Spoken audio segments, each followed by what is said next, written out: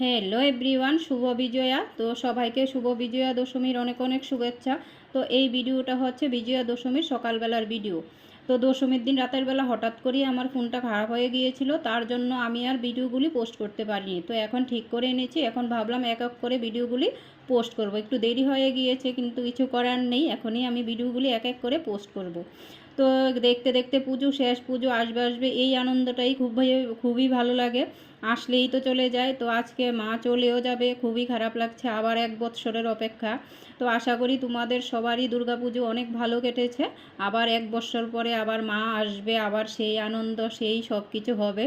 তো এখানে আমি মাকে দশমীর দিন সকালবেলা এসে পড়েছি তেল সিঁদুর দিতে। তো তেল সিঁদুর দিয়ে এখানে আমি মোম ধূপকাঠিও জ্বালিয়ে দিচ্ছি, আর এখানে হচ্ছে সিঁদুর খেলা।